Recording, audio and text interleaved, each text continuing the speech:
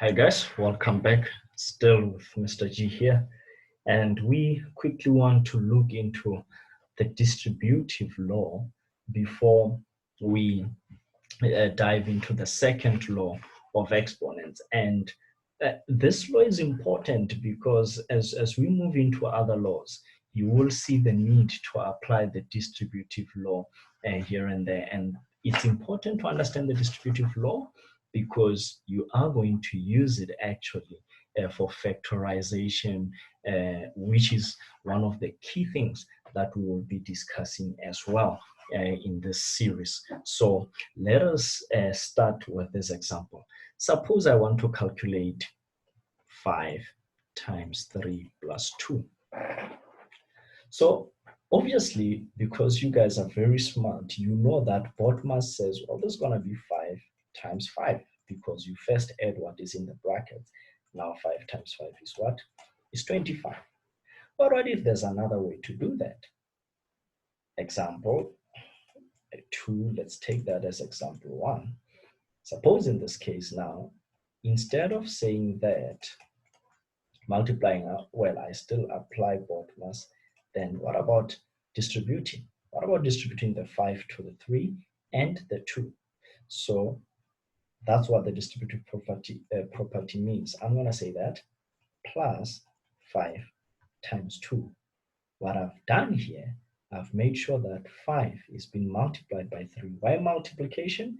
Because brackets mean multiply. So that plus sign is there, and there it is. Guess what? I have 15 plus 10, and this is 25. Now, you may ask yourself, why do I have to be so extra and unnecessary and bring this distributive law when you could have simply added what was in the brackets? Well, here is why. Suppose I give you to multiply 3 by 113. How fast can you multiply that? You see, if you got it fast, good for you. But if you struggled a little bit, then you probably need to understand why the distributive property is important. I have a 3. The easiest way for me, or what I can do simply there, is to break down 113. So I can break it first, write my hundreds, write my 10, and write my 3. Then, as I did previously, I'll do the same thing here. 3 times 100 plus 3 times 10 plus 3 times 3. Then this is 300. This is 30. You know multiples of 10 are very easy. And that is 9. Now, what is this? 300 times 30 is 330 plus 9. It should be 339. This is something that probably, yes, you could have said, no, that's too easy and all that. No. When we have a complicated sum, of course, you live in the age of calculators, you could do that. But one of the things that are important in mathematics is mental maths. If you really want to be fast and efficient, you need to be able to do maths. And this is one of the reasons we have the distributive property. Now, let us become a little bit abstract. Let us become more complicated now, a bit smart, so to say. Suppose now I give you 3xy, and I want you to multiply this by 2xy plus 4y.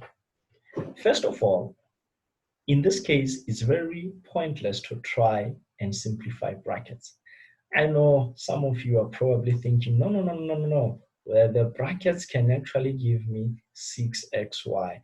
And I'll tell you to hold your horses right there because we have plus here, and there is an x, there is a y. X and y are two different variables that we cannot add. Yes, if this was an 4x, then I could add and get a 6x. But because I have an x here and a y here, and those are two different things, I cannot add them. And this is where the distributive property comes into play. So I know I have to distribute this whole thing into that term and that term. So let's try that. So I'm going to have 3xy times 2x, and I'm going to put my plus sign, and then 3xy into 4y. Remember S and L, okay? S and L, okay? Signs, numbers, letters, okay? Everything is positive. There's no need to panic or worry. 3 times 2, okay? Maybe I should just do this to remind you. And then x with x, and y will write solo in that case. 3 and 4, x and y with y. You realize 3 times 2 is 6. X times x is x squared. Plus, I have 3 times 4, which is 12. X, y squared. Can I add this 2? No. I forbid you to do that. Why? Because these are not like terms. I will address this in the very next video. As a matter of fact, allow me to take a little bit of your time here and speak about like terms. Like terms. So, like terms. Very, very critical in maths. Terms are alike if they have the same variable, but not only the same variable, but the degree of the variables are the same. I spoke about the degree of a variable. The degree of a variable refers to the exponents, okay?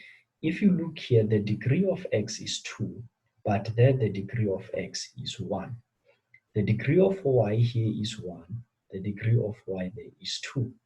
Now, though there are same variables, in other words, though there is an x here and an x there, a y there and a y there, because the degrees are not equal or are not the same, we cannot see these as like terms. I repeat, these are not like terms because the degree of variables represented are not equal. If we had an x squared here, and a y squared here, and an x squared there, then yes, we would see those as like terms and add that two expressions together. But here, we do not even think about that. Why? Because the degree of the variables is not the same. So that's something extra, which is a bit off topic, but very basic fundamental. We needed to understand this. I hope that has helped you and you will not confuse this in future. Keep well and stay well. In the next video, we are discussing law number 2 of exponents, which is the division of powers. Keep well.